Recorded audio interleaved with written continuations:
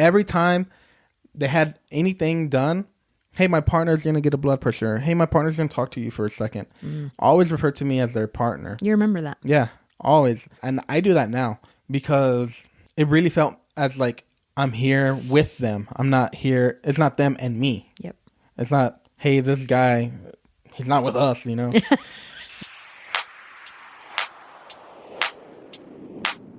On that first call, I think the moment that my eyes really widened to what was going on, and that transition from this is really cool to this is real life, was when I walked through that door and I saw the scene kind of unfolding of that cardiac arrest. As I stepped foot in the door, the firefighters yelled clear and hit shock.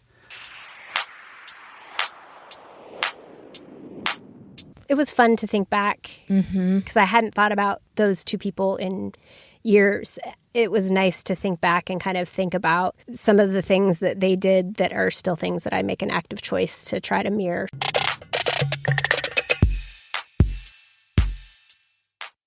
Welcome to Medic Mindset. I'm Ginger, your host, and this episode is a response to request from listeners who said they were craving an episode like we made in the first year of Medic Mindset. They wanted to hear from everyday medics. So I doubled down on the suggestion.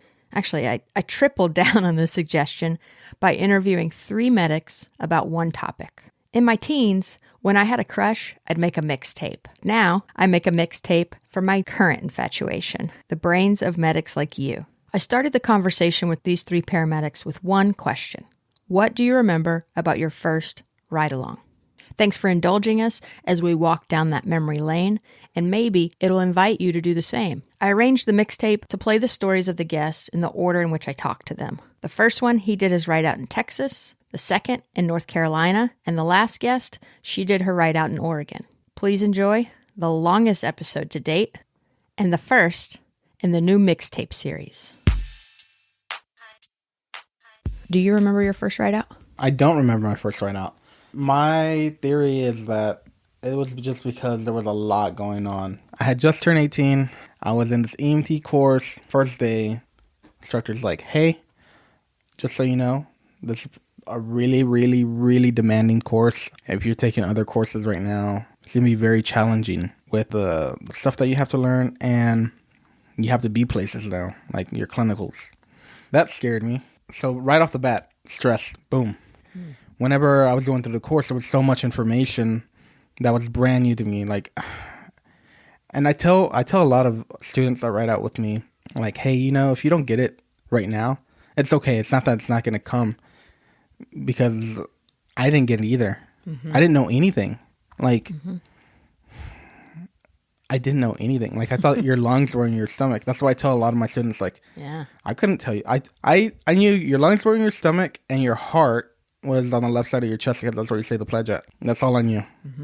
Now I'm a paramedic. Like, I know a whole lot more than that, you know? Like, man, sometimes they come in the door and they're so overwhelmed, and I'm like, man, I remember that feeling. I don't remember my first ride outs because a lot of it was brand new to me. I couldn't attach any meaning to anything, and I was just observing. I just remember the people. I just remember everyone being nice to me. I don't remember anyone being rude or annoyed that I was there. I also try to be out of the way, you know? I don't remember my first ride outs. So tell me about the first ride out you remember. That one was a BLS ride out only. Like, I was only expected to do BLS things, and I walk in the door. I'm 19 now, right? I walk in the door because it's my first clinical of the second semester of my paramedic school. Can we talk about that real quick? Yeah. Sometimes getting in the door is not easy. Like, no. Yeah, you wait in your car, you're chilling, and you're like, oh my God. Like, no, but literally, like, how do I go in? Do I go in through the bay? Do I have to knock on the door because it's locked? Do I ring the doorbell? Like, it's actually a process to get into some EMS stations. Yeah. There's a gate sometimes. I do remember. I didn't have a car. I was still living at home. The crew change was at 6 o'clock. That meant you had to be there at 5:30. No earlier. You couldn't be late, right? You're late, you're out, done. EMT school's done for you, you know? So that meant I had to wake up at 4:30, get ready, have everything ironed. And then I had to be like, hey, mom or dad, can y'all drop me off at this EMS station? And so they would wake up too, and go drop me off. Or no. Well, they would wait, right? Because they might be on a call. I can't get in. I'm just going to be standing outside in front of the EMS station, right? Yeah. And so they would wait. Would you wave to them, or did they just see you go in? No, it was just so weird because, like, I'm like, man, I'm just so nervous. I'd just be like, yeah, I think, or we would see the ambulance back in. I'm like, okay, they're here. Yeah. I can go in now. Right. If I saw the ambulance in the bay, because a lot of bays have that, those windows, I'm like, okay, you can drop me off. I'll go knock. Mm-hmm. But it is a process. It's a process. Yeah, it is. There's a barrier there. It's not like walking into an environment where it's obviously welcoming. It's actually intended to not let just random people walk in. It's definitely intimidating. As I'm walking in, the crew's already there that's supposed to be relieving the crew. They introduce themselves to me. They're like, your bed's over here. The fridge is here. Boop, boop, boop. We get a call, you know? Or it was not like boop, boop, boop. It was like, doot, doot, doot. We get a call. I knew the drill. I was like, all right, hopping in the back, you know, put my seatbelt on, put the headset on, and listen to whatever's going to happen. We run this call. It's whatever. We go to the hospital, and the first call that stood out to me from that shift was a cardiac arrest, and it was like around noon time. Mm-hmm. And on the way there, they're telling me on the headset, like, yeah. If we get there before the fire department, you're going to do compressions, you know, because we got stuff we got to do. The department I was riding it out with, they did a pit crew, which is everyone has a job. That's their one job. I'm allowed to do BLS stuff, and compressions is definitely in my little toolbox. Mm-hmm. I'm like, oh, yeah, I'm going to do compressions. Yeah, this is I get to do something, because all through EMT school, I didn't run anything really come and write home about, you know? Like, mm-hmm. And other people did, and they're like, yeah, we were in this multi-vehicle collision, or we did this cardiac arrest, or, yeah, I didn't have any of that. So in my head, I'm thinking, oh, awesome. Like, I bet my heart rate was up, and I was just like ready. I was ready to go. So I hop down, I start carrying all these bags, and they're like, hey, you know, you can put that on the stretcher, you know. They were very efficient. I'm over here, like, trying to help be helpful. Open doors, close doors, you know, like, yeah. You know? Yeah. So we show up to this house, and it's sketchy. And the cops are like, yeah, come this way. That front door's broken, or you can't come through the front door. Like, it was like a crack house. Like, we're like walking like sideways, kind of trying to bring the stretcher in. We got all these bags, and the house is right up against a fence, and we're walking to the back. So we get to the back door. Fire's already there doing compressions. The guy's using the BVM. And I'm thinking, like, damn it, maybe they'll let me have a turn. One of the paramedics is like, hey, go up there to the airway and help him bag. And I'm thinking, like, as I'm walking up there, like, all right, EC clamp. Like, I got this shit, you know, like, let's go. EC clamp. And the firefighter was like, hey, I'm going to make the seal. You just squeeze every time that light goes off. I was like, all right, cool. I was not planning for that, but all right, we can do this. Light, squeeze, you know, and then squeeze. And I'm like, that feels like the perfect first thing to do, like on an early ride out. Yeah. Yeah. He's like, hey, you got one job. Look at that light. Every time you see that light, squeeze, all right? We'll tell you if anything changes. Yeah. And so I'm just staring at this red little light, like, all right, come on. Boom. You know, I was like, I'm on it. Playing a video game. Yeah. I hear the drill go, and you know, that scene was chaotic. Like, so we get in, we're in the middle of this like living room. Paint is like all fucked up on the walls, and like, I'm looking around, just like looking at the light squeeze, and I like look around real quick, just like, because you're so tunnel vision, right? And there's this guy in the background with a stethoscope, like a polo on, no pants. Wait, say that again. Yeah. You heard. So wait, he was wearing a stethoscope. Yeah, but no pants. He had a polo on too, like a t-shirt polo. He had no pants on. Yeah. Why did he have a stethoscope? Because he's like I'm an army medic. Oh, okay. Yeah. But he had no pants on. Like, well, he maybe was just chilling at the house. I don't think the house was his either. Okay. I don't know. I really don't know. But and I'm thinking, like, what's he gonna do with that stethoscope? You know, like, like I'm looking at this light, breathing. They get the IO in, and the story was like, yeah, she was down. She collapsed, and she was down for maybe 5 minutes. He called it right when she collapsed. That was the story. That was the story I remember. I mean, these medics that I was with, they had some experience, right? So they're like, all right, we're going to go ahead and give Narcan, right? I didn't know what I didn't know what Narcan was. I was like, oh, I know that drug. Like, heard that. That's like, that's for some kind of drug. That's all I knew. But I'm over here staring at this light, like just the light squeeze, right? That's my job. They're doing their stuff down at the legs. Compressions are happening. Tunnel vision on this light. And all of a sudden, like, this arm comes up, like, right? And it's like, and grabs my hand. Oh, shit. Like, oh, my God. It was scary. Yeah. Because I'm just looking at this light, and I'm like, all right, squeeze. Squeeze, you know? And then all of a sudden, and then she grabs. It was like straight zombie shit. Like, yeah. I was like, guys. And they're like, all right, check pulses. I was like, no. I think she's alive. She's like, my leg. She's just complaining about her leg because like IO, right? Oh. Yeah. Dang. Yeah. She's like, my leg. The medics are like, all right, guys, let's go ahead and get her on backboard, blah, blah, blah. And they get her in the truck. And we chill and we're talking to her like, hey, what's going on? She's like, my leg hurts, my leg. And that's all she's talking about. And we go to the hospital and I'm like, I just had a dead lady grab my hand. Well, I was going to say, I got to assume she was pulseless if she was letting them do compressions. Yeah. So you had a resuscitation on your first ride out. Yeah, I was talking to them, right? So, and I was like, hey, do you think she was dead or you think she was just like... So did y'all talk about the call after? Yeah. Where? Probably on the way, on the headset. So I had the headset on and we're driving back. And you talked about the call and the patient, but did they talk about how you did or good job squeezing the bag when the thing lit up? No, I think I was just mostly asking them questions like, hey, what's Narcan? Yeah, you were collecting info. Yeah, I'm like, what's Narcan? Does it usually work like that? Mm-hmm. And over the course of the 24 hours, did you feel like you developed a relationship with them where they started like volunteering info and sharing and they were open? Or was it kind of like you know how the classic ride out, sometimes you imagine like the student just kind of being put in the corner and doesn't become part of the team? Yeah. No, there was a lot more conversation happening. But I think it's because they saw that I was eager to learn. Mm-hmm. And I kept asking questions. Like, they were like annoying questions. I was like, hey, like, that's my first dead person I've ever seen. Does it normally work that well? You know, like... Yeah.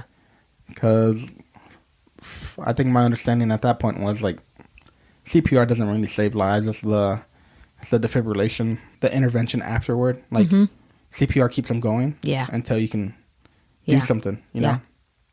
So you were really kind of pinging them with questions. Yeah. Because that's exactly what I was doing. And so I think once they realized, like, oh...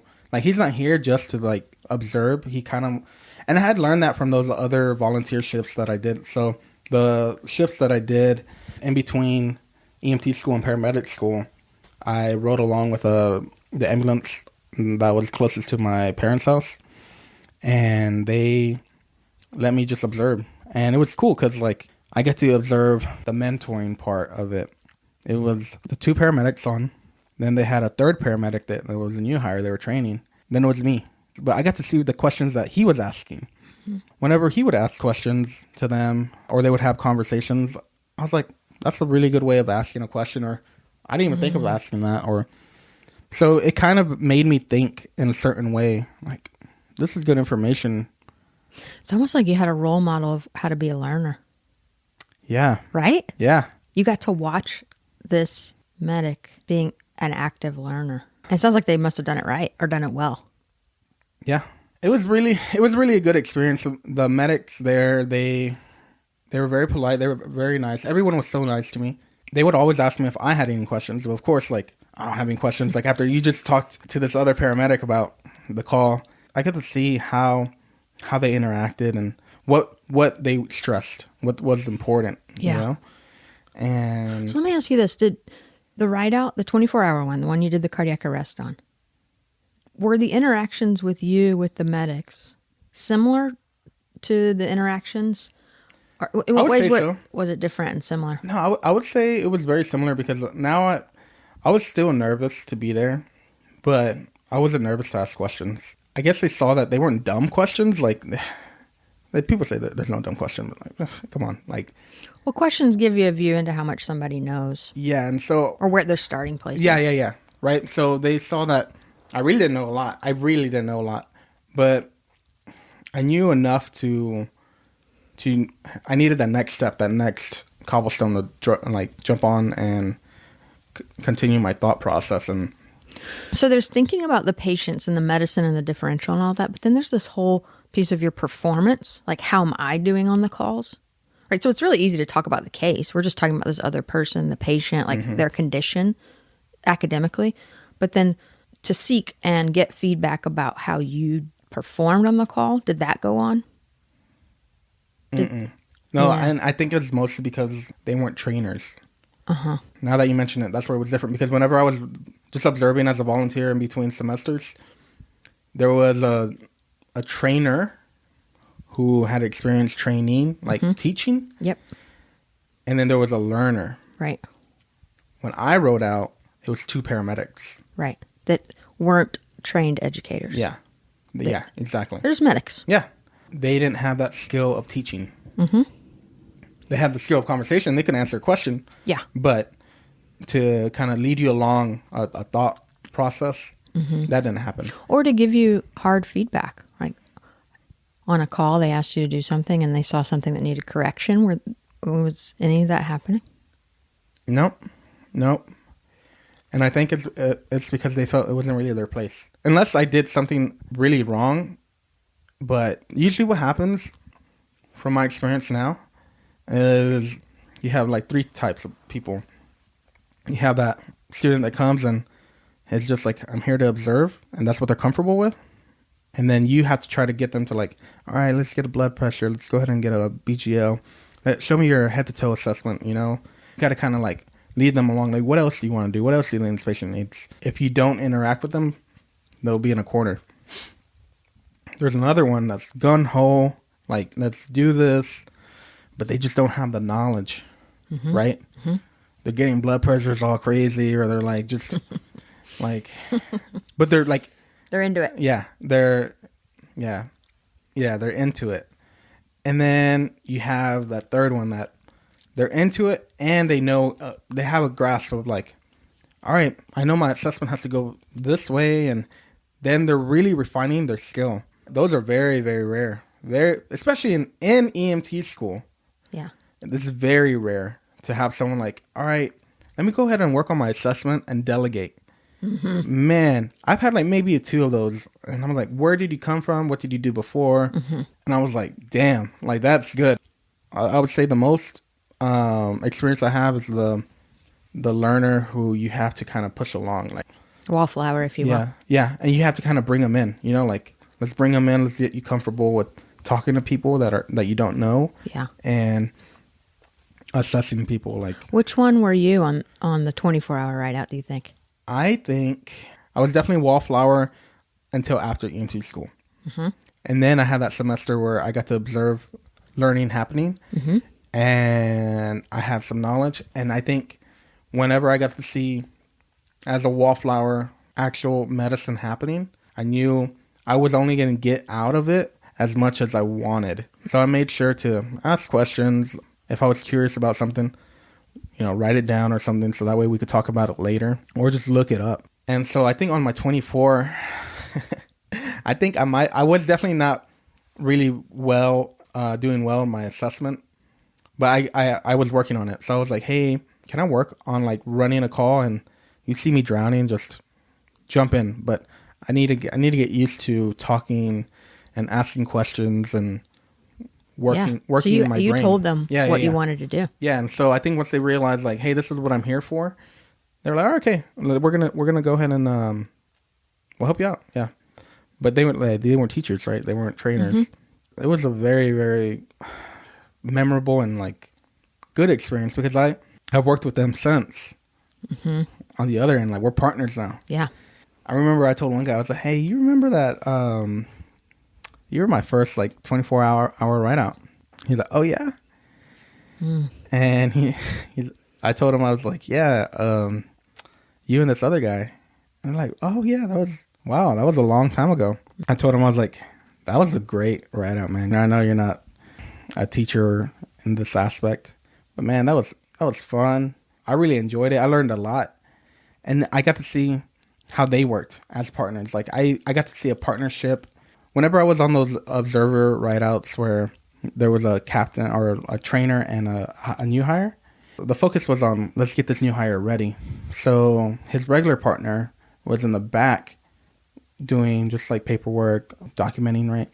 While they worked on the medicine aspect. Right. It takes a while to build that second nature of, I know what he wants and I'm going to get it for him. He doesn't need to ask, or I know this thought process, this thought line that he's going down. I'm going to have it ready. Like I already know where he's going. And you didn't get to see that because so the learner is only worried about learning and like trying to prove like, hey, I can do this job. But he didn't have that anticipation of, what did my partner need? Right. And so on the 24, I got to see that between two partners, that regular partners. That, yeah. Man, they was like, it was smooth. It was so smooth. They knew what had to get done. And I got to see that, the anticipation of that you just get over a time of being partners, you know? I told both of them, I was like, man, I'm never going to forget that ride out, you know? Yeah. Because I've worked with each one separately since. And I'm like, man, you know, you were on like my very first ride out, like, at the station. He's like, oh, yeah, man, I do remember that. He's like, what did we run that day? I was like, oh, we ran like the cardiac arrest. He's like, okay, what else? I was like, oh, yeah, we ran this lady that pushed out a car on a highway. He's like, oh, yeah, I do remember that. And so that was what was also crazy was I'm here 6 years later, their partner as a paramedic, and they remember those calls like, oh, yeah, in that motel. I was like, yeah, in that motel. Can you verbalize or kind of make tangible specific things they did to make it fun? Or when you said it was a great shift, obviously the calls were good. That helps, right? Not a ton of downtime at the station and all that. Right. The calls are good. But I'm looking for like specific things. Like when you walked in, did they address you and like make eye contact and welcome you, or include you in like the food process, like the family feel like you're part of this tribe? That's a good question. Let me think. Well, it taps into this sense of belonging, and there are things we can do as preceptors to like make sure people know you belong here. And I think some preceptors think, well, we're not sure if they belong yet. They've got to prove it, right? Yeah. No. Damn, I don't know. It's hard because like I've been on the other side of that. Like I've spent more time on this side of it than that side of it. So it's hard to tap back in, but I do remember them including me. I do remember them including me. The calls helped, but I think the conversation helped. They asked where I was from. They wanted to know who I was. We didn't have a lot of downtime. I do remember that. Maybe that's key. You're working together. Yeah, whenever we did run like basic stuff, they were like, hey, you said you want to work on your assessment, or hey, did you know that we could splint this way? Let me show you this knot. I remember my first ride out and walking in, and we checked the truck and they included me. I remember the medic showed me every single med. It was an EMT school, but he showed me every single med and what the indication was for every med. And it's back to that, like the language. Like I totally didn't absorb any of that. But what I absorbed was, oh, you think I'm worth this time. Like you could be in the station prepping food. You could be doing stuff for you, but you're doing this for me. So it communicated that I was worth it. That meant a lot to me. I was like, oh, you're going through every single one of these with me right now. And then we went in the station. I think it was Sunday. And we had a big Sunday paper. This is before the internet. Just kidding. It wasn't before the internet. But we had a big Sunday paper, and they were reading the paper and talking about stuff they were reading. And I was just sitting there with them. And it was like we had this little moment of being together. I was literally sitting at the table with them. Yeah, at the hospital, they'd be like, hey, are you hungry? This is where we kind of try to eat because we have a little break. A guaranteed break that. Yeah. Use the restroom now. We have try to eat something because we're going to get another call. And that's just the nature of it. He's like, we're going to get another call. And it happened. We were busy that shift. Mm-hmm. Did you sleep? Yeah. We got like an hour or two sleep because I remember I was like, do I sleep with my boots on Do I sit with my uniform on? I don't know. How'd you figure it out? I didn't. I took my boots off and I had an undershirt on. I took the uniform off and hung it. We get that call. I put my boots on and like one of the medics looks at me like, what the hell is this dude doing? Like he's going to get dressed, going to the closet, get his uniform. Oh, you hung it in the closet? Yeah. Well, it was like right on the outside of the closet. Like he's like, what the hell? This guy, what the? He's like, hey man, we're going to be in a truck. I was like, oh fuck, Then I was like, okay, we don't have that much time. We like, my underestimated time was going to take to put my boots on and my shirt on. Yeah, I just learned as I went, right? Like you pick up things that they're doing. I just remember being tired. Yeah. I remember being tired. Do you remember leaving and saying goodbye? I don't remember my goodbye at mine ride out. All I remember was we were over an hour. My mom's waiting in the parking lot. Mm-hmm. She got to get to work. I got to get home. You know, there had to have been paperwork that they signed. Yeah, there was paperwork. I do remember that. You're right. You're definitely right because I was like, hey, but they didn't sign it at the end of the shift. They signed it like maybe an hour or two. They're like, hey, we're already coming to the end. You got paperwork? I'm like, yeah. Filled it out. And that was that. And then I got out of there. I just remember being so tired. I had never been up for 24 hours like that. You keep talking about the medics like they signed it, but reality is probably one of them signed it. Can you separate them in your mind, or was it kind of fluid? They were just kind of like one team? Or was there one that you kind of bonded with more, or that took more of the role of teaching? I think it was more of a team because they were both trying to include me into things, right? Because they would switch off every call. Yeah. And I think it was more of a team because I don't remember who signed it. Like I just remember it being them together. You're right. I put them together and they just had it down. They had it down. I think that also helped me because I was so nervous. I was there and I'm thinking like, I got to do good. It didn't really matter to them. I don't think it did. I don't think they cared. But they didn't care about what? Me doing well. Oh yeah. Right? They didn't care. Oh, every time they had anything done, hey, my partner's going to get a blood pressure. Hey, my partner's going to talk to you for a second. Always refer to me as their partner. You remember that? Yeah, always. And I do that now because it really felt as like I'm here with them. I'm not here. It's not them and me. Yep. It's not, hey, this guy, he's not with us, he's just in here. No, it really made me feel with them. I think there's another subtext to your story too, and that is that you still know these medics that you did the ride out with. And that's a real common theme I've noticed in EMS is that it's a small world. And so these relationships kind of circle back around and you meet them in a different stage in your career if you stay in EMS, especially if you stay in the same location that you went to school. So as you were telling these medics, hey, I did a ride out with you.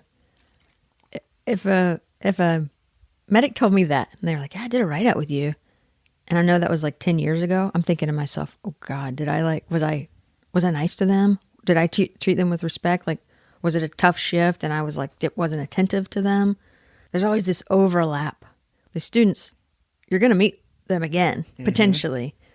So the relationship starts when they're a student, but later they might be your partner.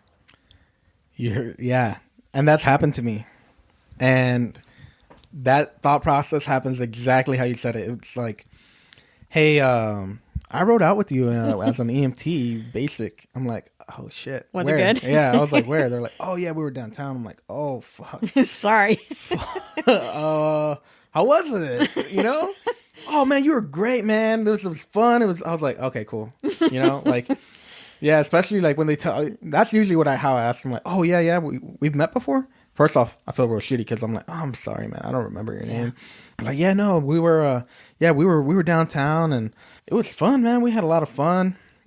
And I'm like, oh, okay, cool. I was like, you learn anything? He's like, yeah. I'm like, all right, cool. We got it done, Yeah. But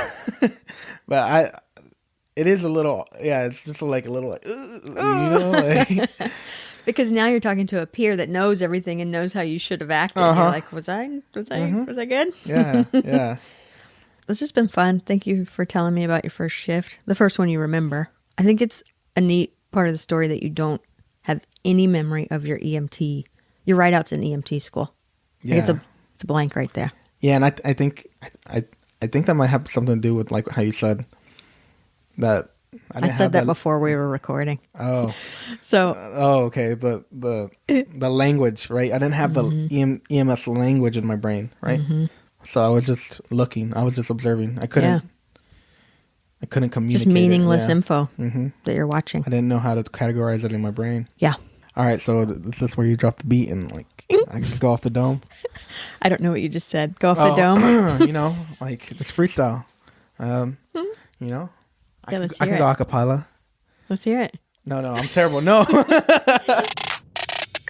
Hey guys, popping in here just for a moment to thank iSimulate for supporting the podcast. One of my favorite bits of information about them is how iSimulate came to exist. 2 medical educators, Peter Mackay, an intensive care paramedic, and Dr. Anthony Lewis, an anesthetist, came together and teaching an advanced life support course. And they realized they both had similar challenges in the classroom. From their collaboration, a solution was born. It's a solution I currently use in my own classroom. For more information, go to medicmindset.com for the show notes, where I will link to iSimulate. Now, here's our next guest. The system that I rode with, they did system status management. So you were in an ambulance for 12 hours. It was So were they in the front and you were in the back? Yes, but it was a dual cab ambulance. So I still had that face-to-face dynamic with them. Did you meet them at a station? No, so they have a centralized warehouse, and you show up and your truck is pre-prepped, ready to go for you. And then you go to staging. You walk into this building. How do you find your crew? I believe I found one of the logistics crew members and said, hey, I'm here for a ride out. And they directed me to one of the ambulance crews, and I believe that was the wrong ambulance crew. And then they pointed me in the right direction from there. And you walked up to them? Nervously, very nervously, yeah. And introduced myself. They basically gave me a brief rundown of what would happen for the shift, but we were actually cut short because we were dispatched to our first call. So that does happen. You don't have the chance to. There was not that opportunity for open dialogue. They didn't get to show me the back of the ambulance. It was very brief. Okay, so you exchange names and then you go on a call. Are you riding in the back seat on the way to the call? Yeah, the back seat. You're totally like their kid. yeah, a little it's like bit. 2 parents and a kid in the back. Kind of looking over their shoulders, looking at the dispatch notes. Obviously, everything was brand new and foreign to me. I had no idea what I was looking at. I didn't know what any of the equipment was. I was trying to listen to the radio, but all of that language was so foreign that it made no sense at that point.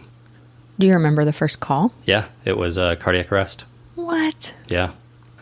The dispatch notes basically said that he had walked into his house after gardening, clutched his chest, sounded like typical Levine sign, and collapsed in front of his wife. So you're not yet an EMT? Nope. But you know how to do CPR? Barely. I took a 20-day expedited EMT basic course, so I was like 10 days into school. I assume the crew is 2 medics? It was a medic and EMT. Does either one of them tell you what to do?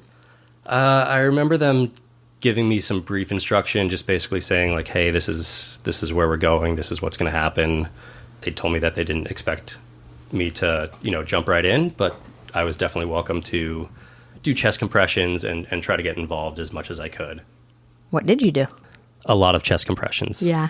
Did you guys get ROSC? Did you transport? We didn't get ROSC from what I remember, which I didn't truly understand at that time just because I was so new and I didn't really know a lot of what the paramedic was doing just because it was so out of my realm. Yeah. It was a tough call. She was unable to successfully intubate the patient, unable to successfully drop a supraglottic airway device. The patient was vomiting, very complicated cardiac arrest, lots of things going on, lots of shockable rhythms. Ugh. So pretty complicated, and unfortunately he didn't make it. Man, so I'm thinking so compassionately for that medic that they've got student. Yeah. They've got that. Mm-hmm. Was there family there or anything? There was family. The wife was there. We learned that the 2 children who were both college-aged were away and actually supposed to return for summer break or something like that next weekend. So certainly an emotional call. We think about the medics, and when the students come back to me, and they tell me about their ride out and how much attention the medic did or didn't give them. Right. Think about that call.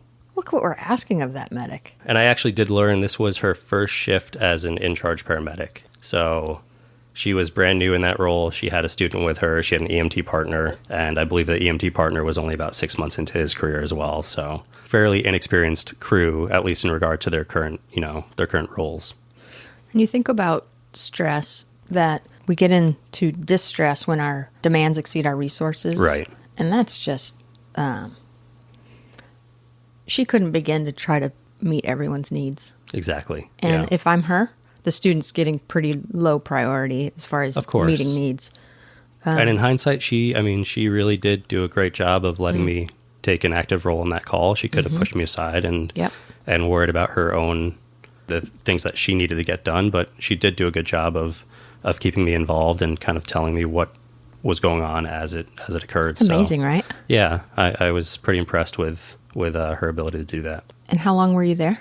We worked it for right at like 50 minutes. I believe we stayed about 30 minutes after that because she stayed around to console the family. She actually called both children. Dang. And explained what had just happened because the wife was, inconsolable at that point.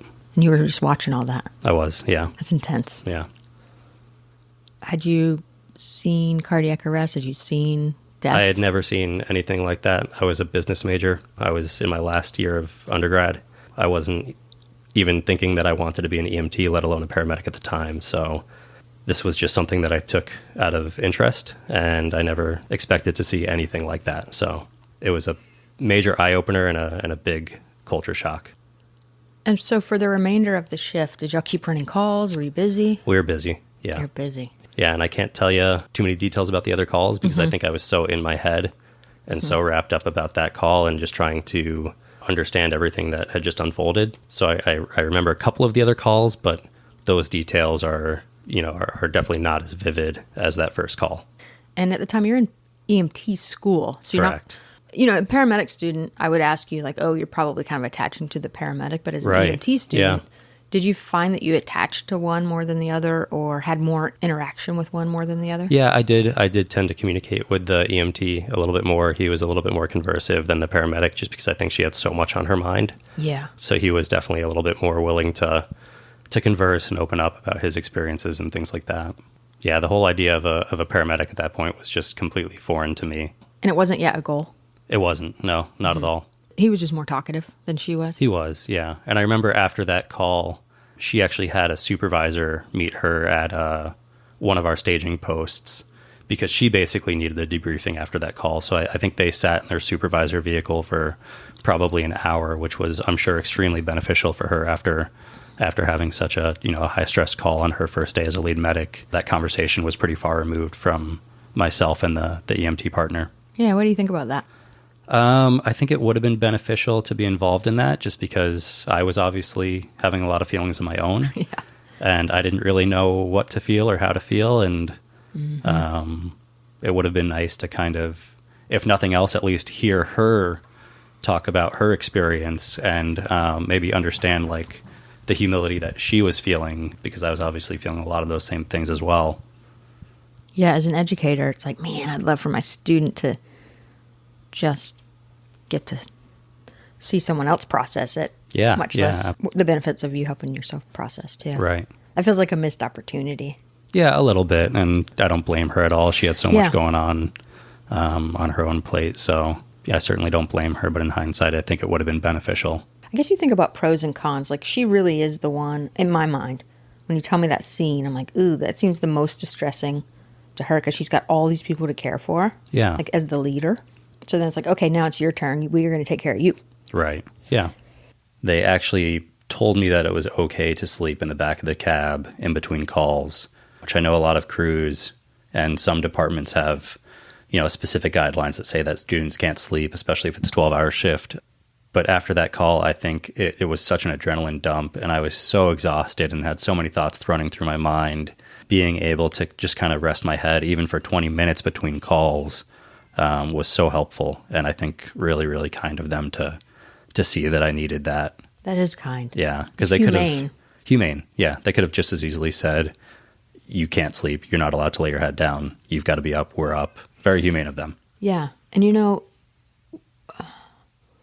the introverted student, which I was, and it sounds like you were Absolutely. too, they need that quiet.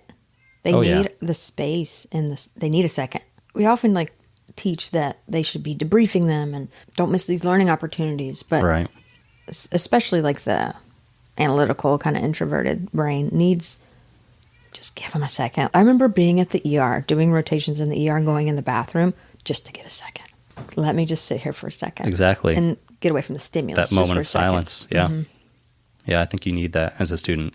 As an EMT student, you said you didn't really know anything. Did you know questions to ask? Did you ask questions? I think I was pretty silent, honestly. Yeah. I wasn't really sure what to think or how to feel. Mm-hmm. And I didn't want to seem too vulnerable. And I don't know that I was even feeling that vulnerable just yet. I think it took me at least the duration of that shift to truly understand whether I had any emotion to begin with and what those emotions were. Yeah. So I don't think it was until after I kind of got home and had that time to myself where I really was able to reflect on what just happened and kind of get in touch with my own feelings. I have two thoughts about that. The first is, you can think about it for a second. The first question is, don't answer yet. Did anybody circle back around to you? And did you ever have a second, did anybody circle back around to you to have a conversation about that call? And then now I'm thinking about when I precept students in the ER and we have a cardiac arrest, I forget that they may have not seen that before. Right. So yeah. I'm teaching about, like, look how they switch the compressors. They're using this metronome, or look how the lead clinician is talking to other clinicians about what they think's going on. And I'm pointing out things. But sometimes I forget to step away from the academics and talk about what it is like for them to see that. Because mostly I'm thinking about it intellectually, not too emotionally. Because we're not at their home. We're not in charge of consoling family. It really is kind of sterile in the hospital. Yeah, absolutely. And there's a point where, in your career, you learn to kind of divide yourself or separate yourself from those emotions. I think so. Especially on a call like a cardiac arrest that you've experienced so many times over and over again. So it's like you begin to think about it technically. Much more analytically. Mm-hmm. So you're reminding me that I need to touch base with my students about that. And did anyone do that for you? No, unfortunately. And I think that's the difficulty, especially with an EMT ride-along. That was my only ride-along for that course. So I never really got to communicate with that crew again. Yeah, and I don't know that my teachers at any point really reached out and said, hey, are you okay, or anything like that. Or if they even knew that you ran in that call. Right. Yeah. I'm sure it was written down on a piece of paper somewhere or in FISDAP or whatever. Yeah. But unless I ask, I don't know what call types they were running. It's interesting. I remember on the way to that call, my first thought was selfish, and it was, this is awesome. I'm going to a cardiac arrest. I'm going to get to go back to class and essentially brag to my classmates, hey, I got a cardiac arrest on my first ride-along, on my first call of my first ride-along. This is great. And then obviously after that call, when those emotions set in, that switch kind of flipped, and it was more, I just saw something very real and something very graphic, and I'm not quite sure how to cope with that. And I didn't know how to communicate with other people about what I just experienced. So it was definitely a sobering experience. For the remainder of the shift, I'm curious if you were getting feedback along the way. So I'm curious if it was just an observation ride, or if you were given the opportunity to try to do something like get a blood pressure even, and if anybody was telling you how you did for your performance. They did allow me to take blood pressures. They did allow me to ask some sample history. I did ask for feedback because I did truly want that constructive criticism. What did you say? Typically after the call, I would just approach them and say, hey, is there anything I could do better? Is there anything that you witnessed in my assessment or my diagnostics that I could improve upon? You were saying diagnostics as an EMT student? Well, yeah, because you want to pull out all the fancy terms, right? I mean, you want to use the lingo so you sound smart. I probably didn't use those words in the proper way, but yeah. So you'd follow up, and what would they say?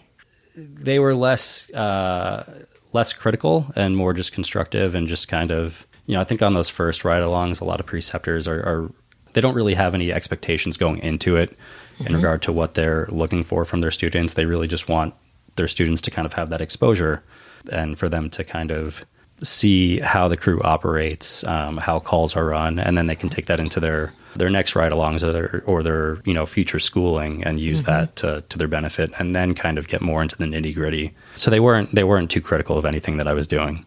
It's kind of like a field trip for your first kind of view of the profession. And that's why I wanted to do this episode because I think can be tone setting too. Yeah. And by that, I mean, let's say that medic was, the things that we don't want in a medic, things like they're sloppy or they're just careless or unkind to patients, like all those things that we just know objectively are not our goal. I think that could turn someone off that has all these high hopes about being part of something really awesome. Yeah, definitely. How are they in that regard? And obviously you're anonymous and they're anonymous to me. I don't know who they are, so you can speak freely. Did they seem like you're like, cool, I could be that?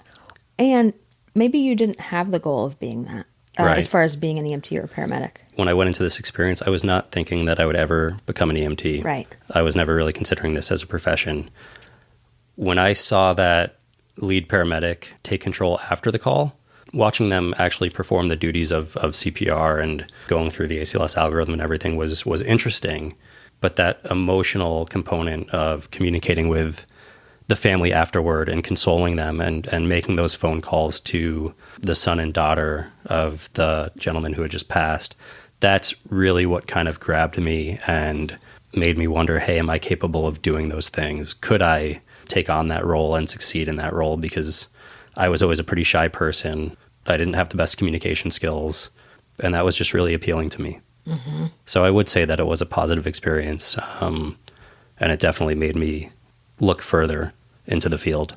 It's almost like you looked at that and you're like, do I have what that's made of? Yeah, exactly. I had the same thoughts about getting into the profession. I'm like, that feels like the ultimate challenge for a human. Right. To be able to balance all of these technical, the physical realm, intellectual, emotional kind of spheres all at once. Yeah. Yeah, I think it's always been the thing that has attracted me to this field. You have so many responsibilities at the same time that you have to manage and navigate. The ability to do that, I think, is invaluable. And in your opinion, she balanced all of it from your perspective as almost an outsider at that point. Yeah. And I don't think that she felt like that in the moment, because I know that call hit her pretty hard. And I don't think I knew that it hit her hard until a couple years into my career, and I was reflecting back on that experience and realizing, hey, she did go and talk with a supervisor for, quite a bit of time, and she was, probably struggling with that call and the outcome. But to me in that moment, she did everything she needed to do, and she did it professionally and empathetically. How was their presentation as far as their uniform and everything? Does anything stand out? Do you remember? Clean. I believe she was ex-military, very professional. She didn't joke around a whole lot. Mm-hmm. I definitely remember that they both appeared just very clean, very professional, put together. Tell me about the EMT. What was he like? He was a little bit more approachable, for sure. He just seemed like someone that was easy to talk to. I wasn't as intimidated by him. He took the time to kind of explain the difference between an EMT and a paramedic to me, because I hadn't really learned that in this expedited EMT basic course. It was like talking to a friend. And what made him more approachable? Just that he was, and I'm trying to be like real detailed here. Was it eye contact? Was it smiling? Was it he started conversations? Was it that his body seemed relaxed? In what way is he more approachable than she was? Probably all of the above. And he took the time to ask me questions. He was just much more engaging, where she seemed a little bit more distant and closed off, which might be her military background. It might be that it was her first day as a lead paramedic, and she had her own thoughts and worries in the back of her mind. Yeah. I wonder if they had a conversation between the two of them, like, hey, EMT student, like, you're the EMT. Can you take that off of me today? That's certainly possible. Did they tell you anything hard? Or any, hard correction? I think you said no. It was pretty constructive. Yeah, it was mostly constructive. I remember one time during the cardiac arrest, one of the firefighters looked at me and said, hey, go to the truck, grab this piece of equipment. And I knew, I didn't even get to see the back of the ambulance at this point in the shift, and I've never seen the back of an ambulance. So I ran back there, my heart beating probably 200 beats a minute, just nervous that I was going to screw anything up. Mm-hmm. And I remember getting to the back of the ambulance and looking around and thinking, I don't even know what this piece of equipment is. I honestly, he told me what it was, but it was something I was unfamiliar with. It was probably an ALS tool that I just hadn't been taught yet.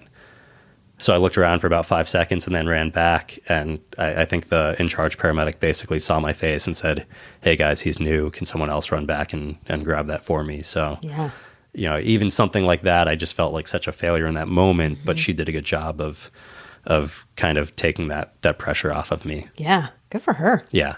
Dang. Yeah, no, she was great. I had the same thing happen to me. Somebody told me to go grab suction before Yeah, I knew anything. yeah. And I looked at the wall suction and I was like, how would I get that? That would be pretty funny if you just pulled the entire unit out and came back with. But yeah, I mean, in that point in your career when you're a student, you just want to do everything you can to not fail and to impress the crew that you're riding with, and that's I think it should be the reverse. I think we should be trying to impress new people that they want to come be a part of this profession. I agree. I absolutely agree with that. But that is not the mindset of most people. Unfortunately, no. Students and preceptors. Yeah. I think there are some really great preceptors that do a great job of that, but I think there needs to be more. Because we need good people. I have theories about ride-alongs that I think that they're a lot more, those first ones are a lot more important than we even realize, and that we may be losing good people, and they don't tell us, they just kind of vanish, because I know for sure some students have left our program after a couple of their first rides, and the interpretation is, oh, well, they saw the profession, realized they're not cut out for it, right? Right. I think they may be seeing things that conflict with their own values, the absence of kindness and things like that, and realizing like, oh, these aren't my people. Yeah, and unfortunately, I think that's all it takes sometimes is just one bad experience, one bad conversation with a preceptor who isn't passionate about precepting or sharing their experiences or inviting toward that student. And yeah, I think that is all it takes in some cases. And I'm not critical of them, because you think about the paramedic on your shift, right? Right. Look what all she had on her plate. And so what if the EMT just didn't have good social skills and wasn't approachable? Now imagine that shift. Maybe he's just quiet, or maybe he's going through a divorce, or maybe like all these things, and he's just removed also. Right. Think about how isolated you would have felt. To be honest, I still felt isolated when I got home. I didn't know how to kind of break down what I had just experienced, and at that point I had nobody to talk to. Now, I have a whole network of people I can reach out to, and partners I can debrief with, and supervisors I can reach out to, and mentors in the field. But as a student, early on, you don't have that net of resources for you, which can be really difficult. And you have no frame of reference. You don't know what's normal, what's not normal. Exactly. Yeah, I had no idea how to break down what I was feeling, and if what I was feeling was normal, or if I should have just closed all of that off, or what. So we haven't really tackled it yet. We're kind of dancing around it. Can you talk about kind of how you got what I think Dr. Antevi talks a lot about closure? Mm-hmm. How did you, really I should say, did you, and if you did, how did you get closure about that call? I think it took a lot of time. I remember driving home and just thinking about how excited I was going into that shift and how defeated I felt afterward. I knew I was going to have to face I was living with my parents at the time. I just graduated, or I think it was the summer in between semesters. I didn't know how to communicate with them. I knew that they were going to have a lot of questions for me when I got home about how my shift went, what my experience was, and I had zero idea of how to divulge any of that information to them. Basically, I got home and I shut down and I was quiet. I think I went straight to bed. I remember my sister's high school graduation was that day, so I had to be in attendance for that, but I still have pictures to this day of us at that graduation, and you can see my face, and it was completely withdrawn. Like I said, it was that paramedic and her communication with family that really drove me to keep going and just explore a little bit deeper, to decide whether this was really for me or not. I wonder if her helping the family process helped you process. Maybe, yeah. Yeah, observing that. Yeah, that's certainly possible.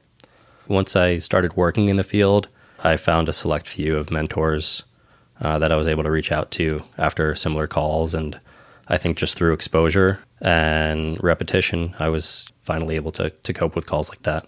Do you still know her, the paramedic? No, I haven't seen her since that day. Huh. Isn't that amazing to go through something with someone like that and then never see him again? Yeah, right. It would be interesting to kind of go back and find her and have a conversation with her and at least let her know that, how profound that experience was for me. Mm-hmm. I think that would be an interesting conversation to have. And the simple act of her saying, yeah, sorry guys, like he's new, right? Yeah. Like, Yeah. She could have made a face or ignored it altogether or not managed it and just left you out there hanging on your own. It's so simple and it's so tiny. But I think those little tiny moments are freaking like super important. I think we need to almost think of brand new students as almost like innocent bystanders. Like we need to take real good care with them. Sometimes the mindset is like, oh, well, if they can't hack it, they can't hack it. Like they're not cut out for this. And I think most people aren't cut out for that type of, I think most people aren't prepared. Yeah, they don't have an innate ability to handle that stuff. That's or nothing in their life has prepared them for that. Right. Yeah. Yeah, I certainly did not have the mentality or the personality that was ready to experience any of those things and be able to handle them perfectly. It took a lot of practice. Yeah. You know, a lot of people say that paramedics are a special breed. I don't believe that. I think you learn how to cope and you learn how to handle those situations over time and practice. I do think they're a special breed in the sense that you saw something that looked really, really hard and you're like, I wonder if I can learn how to do that. Sure. Yeah. Yeah. Right. I think rise to the challenge. Love that push, that challenge. Yeah. Yeah. I was definitely attracted to the fear. Yeah. Attracted to the hard. Yeah. Yeah. Me too.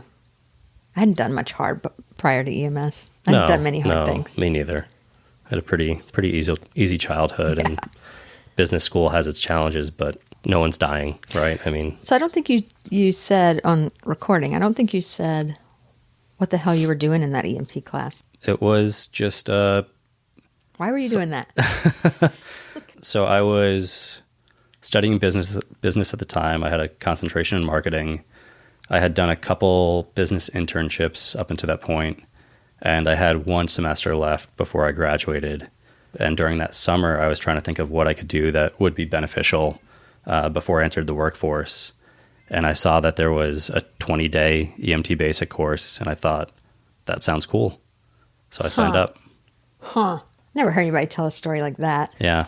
I never in a million years thought that would be my career or something that I would transition into. Were you thinking like, oh, this would just make me handy? Yeah. Yeah. Yeah, I always thought it would be cool to be the type of person that could see an emergency unfold or see something bad happen and be able to be the voice of reason and be the one who has that calm demeanor and knows how to handle the situation to the best of their abilities. So yeah, I just thought it would be interesting to have that skill set.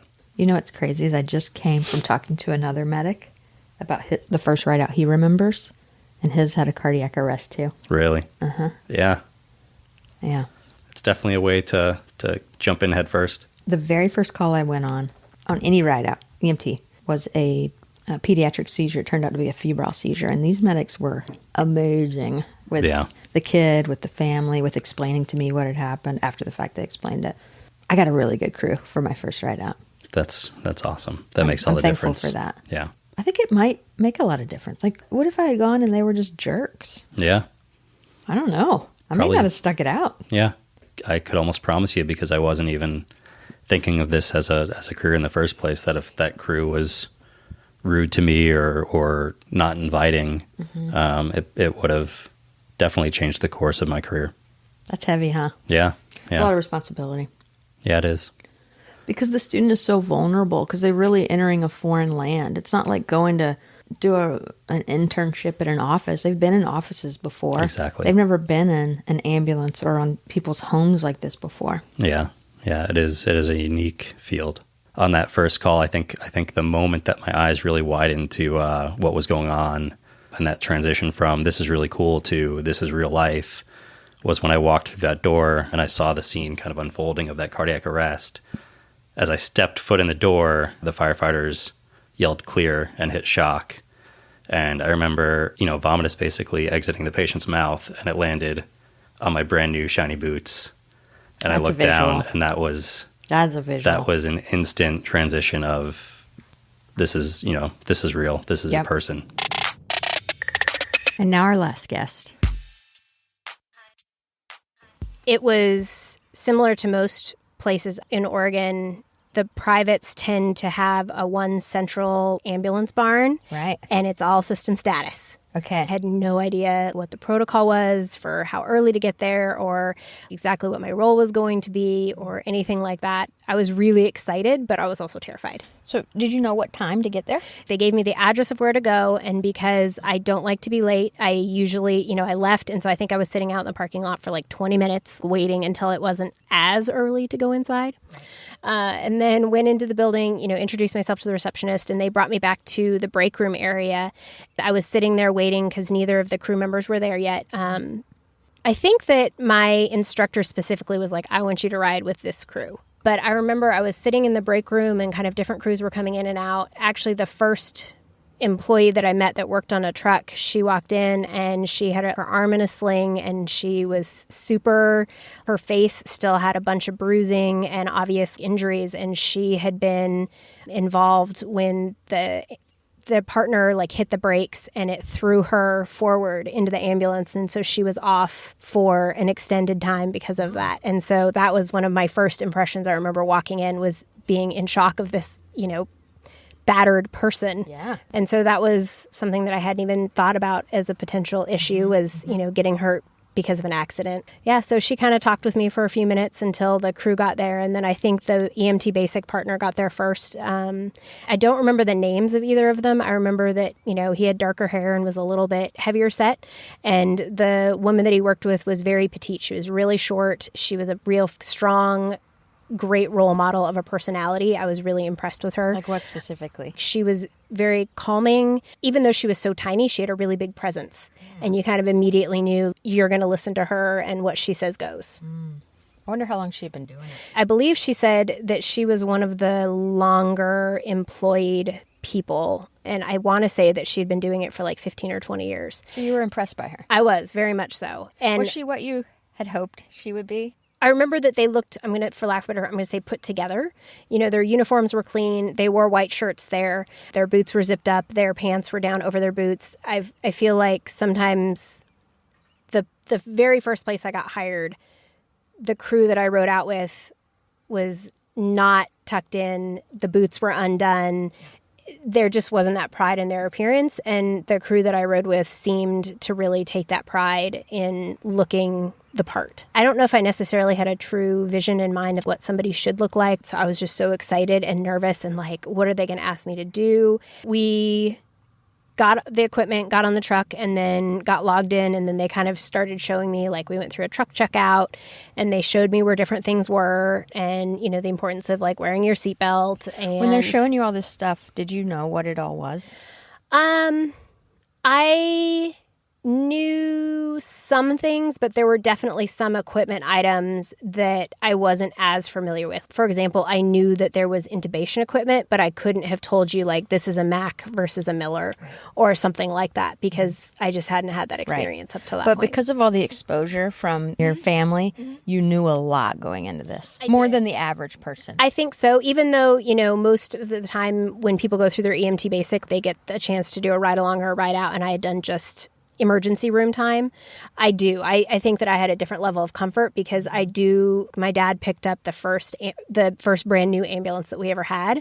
And so I remember riding around with him as he was taking it to show the different people once he first brought it back from the big city where he picked it up.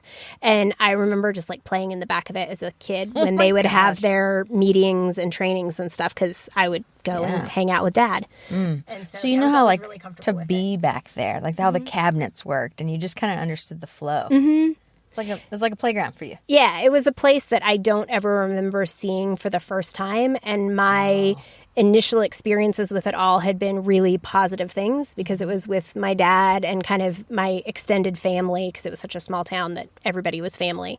So yeah, I didn't have any bad connotations or scary connotations of something unfortunate having happened to be there. It was all positive. Yeah.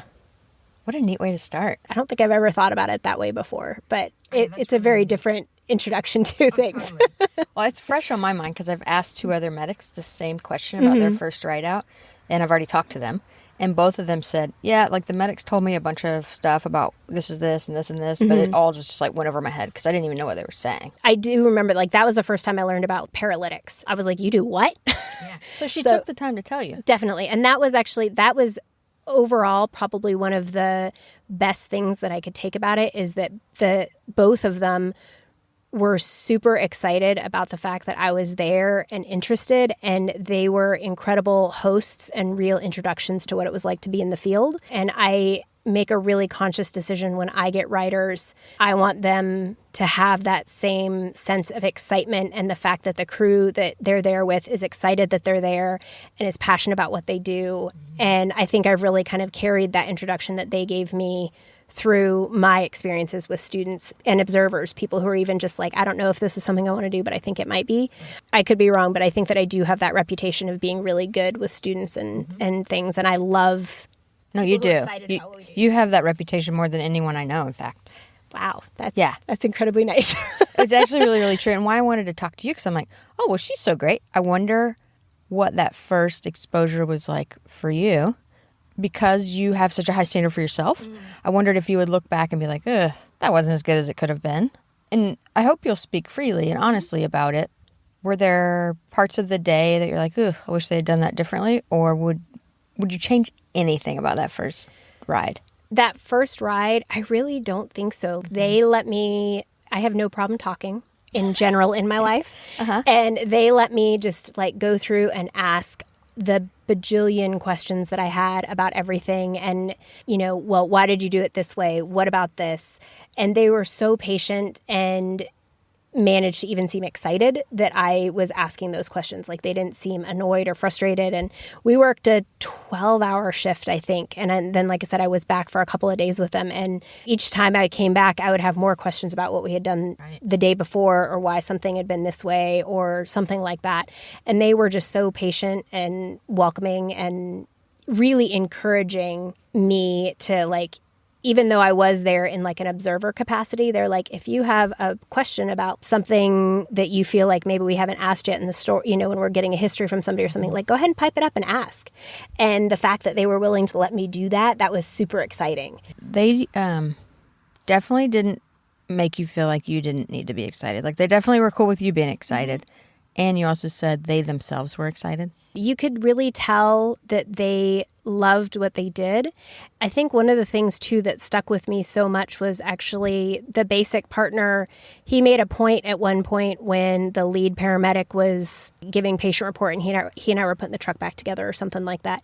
He really made a point to say how lucky he was to be working with his partner and what a great clinician she was, but also how much he respected the way that she interacted with patients. And she didn't bring any kind of ego or anything like that into her approach with patients. And he said that was something that sometimes he had to be more conscious of. And she just seemed to do that very simply, of, not getting personally involved to the point where her ego did. It's amazing he had so much humility. Yeah. He spoke so highly of her and, really, to me, showed how well respected you could be doing things in a way that was natural for you and your personality, and not having to like turn into the biggest, loudest voice on scene. And I remember we did have a couple critical calls, and I don't remember details about them, but I do remember that, she didn't raise her voice, but people still listened to her, and she was still very much the person that was in charge, even though I think she was all of like 5'2" or something. She was super tiny. I wanted to ask you more about her. So you don't know who she is or where she is? I don't. It sounds like your teacher specifically put you with her. Yeah. He had worked with that company as his kind of part-time thing, because full-time was teaching. He did. He specifically said, this is the crew I want you to ride with. Yeah. Yeah. And I think that's smart, because some preceptors are just more into having students than others. 100% agree. So we should just play to that. If you're not into it, ideally, you could kind of opt out, right? Yeah. I would hope so. And it's an exhausting job, and I definitely have had students that have come and ridden with me, and I always ask, like, have you done any ride-outs before, or is this your first one? I've had some that have said, no, this is my, my first one, or second one, or third. And I was like, okay, well, what did you learn on some of your other ones, or what did you do? And they're like, well, they really didn't have me do much. Right. And I was like, oh, okay, well, this is going to be a little bit different today. Like, here are some of my expectations. Let's go through the truck. Let's get your hands on things. I want people to have a good time. And I know that I was that, to some people, super annoying, excited, just like, oh my God, this is the coolest thing ever. And, you know, everybody has days where it's a rough day or a hard time in personal life, professional life. And it's hard to have to, because it's a lot more energy when you have a student and going through, and especially if you're really, you know, answering all those questions and really actively. And I forget that sometimes until like maybe they've gone home because they're only there for the first 12 hours. And then like I'm sitting in the front of the truck and I'm like, oh, like I can take a deep breath. I don't have to verbalize all of the things that I'm thinking in my head, so that they know what it is that I'm doing and why, and kind of get thinking in that mindset themselves, but doing it in a way that my patient doesn't know that that's what I'm doing. Right. I'm exhausted after precepting people at the ER, and we're not directly responsible for any patient's care. Yeah. Right? We're just doing what we want. So to have both of those roles, being responsible for the outcome of the patient's experience and the learner's experience, that is a tremendous job. It's such a unique job, and I think I'm in a really special place to get to like introduce other people to that. Thinking back to this, it was 16 years ago that I did my first like observer ride, like right before I started paramedic school, and it is insane to me to think that I've been doing this for that long, because still in a lot of ways I'm like, I'm still new to this thing, like don't look at me, I don't know how I'm supposed to know this. And then I'm like, oh wait, I'm the pretty tenured person, I'm really supposed to know this now. I remember how much it meant to me that they were so excited, and I want to give that same grace and joy to other people, and that's really important to me. It shows. Well, thank you. It sounds like you guys had downtime between calls on that shift. Well, I wouldn't necessarily call it downtime because it was system status. It was driving from one post to another. I think we did make it to a couple actual stations where it was like an apartment or an office building where we had like a place where we could go and sit, and there was like a microwave and a bathroom and some chairs. But a lot of it was also like just sitting in the back of the ambulance, you know, asking them questions as we were driving from one place to the next. So you were back there by yourself on a headset? I don't think I had a headset because it went to the front. I think the first time I ever experienced a headset was when I was doing my paramedic internship where I work now. So were you talking through the little window? Yeah. Yeah. That's cute. Yeah. Oh, that's a cute visual. Yeah. And so it was, and I think we could actually pivot the chair so that I wasn't facing forwards, but I was at least sideways so that I could lean up and have those conversations. And actually, no, now that I'm thinking back of it, it wasn't just the little window. It was like one of the bigger, like probably like 2.5 or 3 foot tall cutouts up to the front. So it was definitely a bigger one. Yeah. So it was a little bit easier to talk. It's a cuter image to imagine your little head pop through that tiny little window. Hey guys, I got another question. What about this? Yeah, that would have been me for sure. Do you remember the details of any of the calls or the nature of the calls or how they performed on the call or how you thought you performed? The biggest thing I remember is them, just their patience in answering all of my questions. And the questions came after the calls or during the calls or both? I think I definitely had some questions like on the way to like our first post or first call where I was like, you know, what do you want me to do in this case? It was a lot of like, what is my role and things like that. What do you expect of me? I feel like I was pretty quiet during the actual calls, at least that first day, because I didn't know what I didn't know, and everything was new and shiny and exciting and terrifying. But I think by the second or third day, I do remember, because I do remember them saying that I could ask questions if there was something that I was curious about that the patient hadn't answered yet.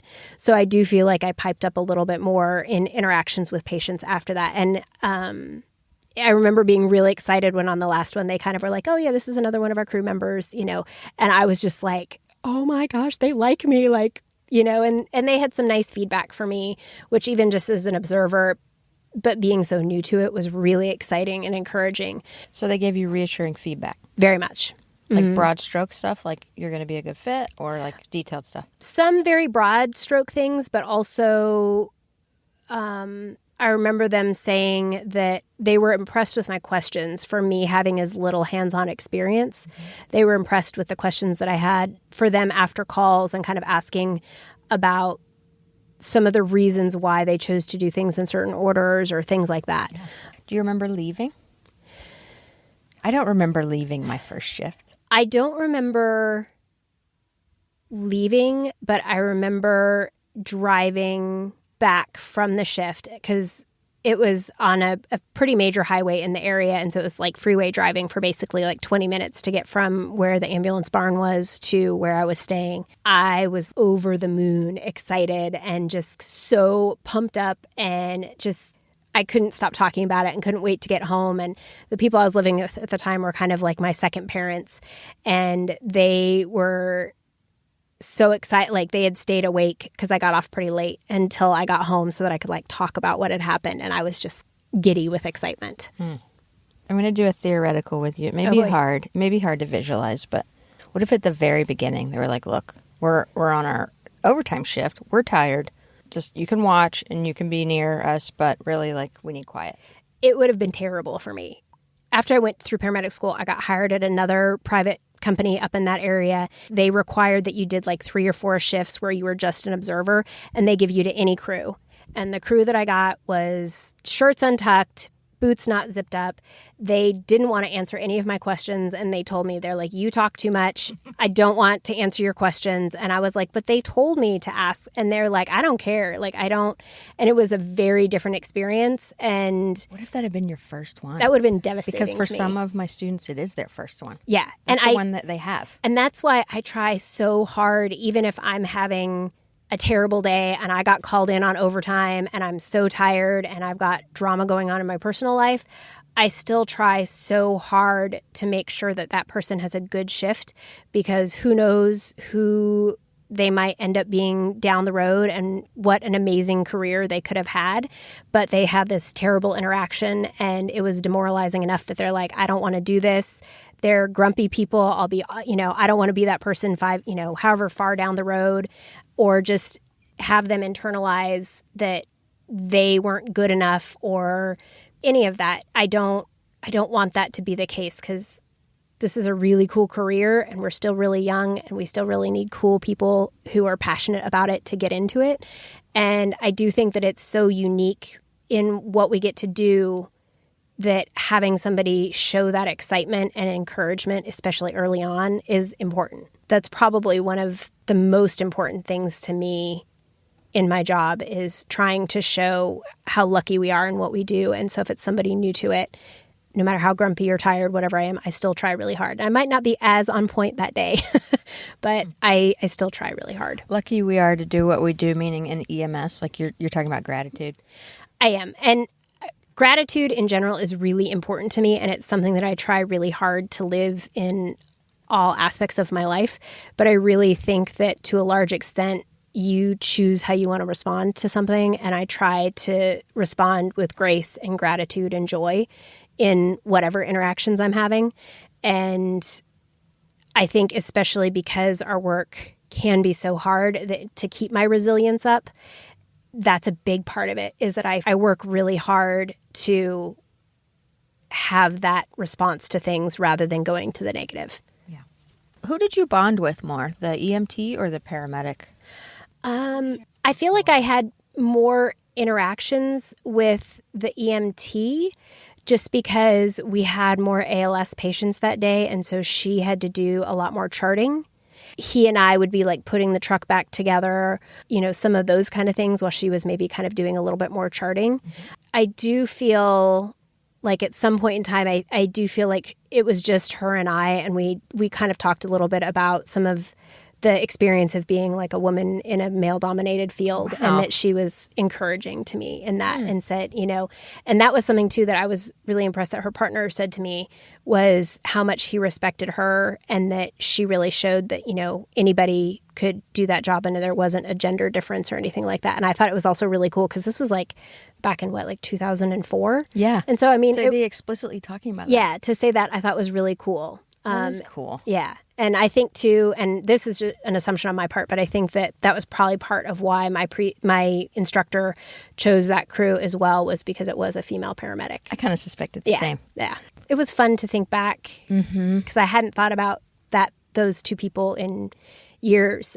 And it was nice to think back and kind of think about some of the things that they did that are still things that I make an active choice to try to mirror. During the episode, you heard me mention the paramedic who took such good care with me on my first ride-along. This episode is dedicated to him. His name was Randy Trinkle.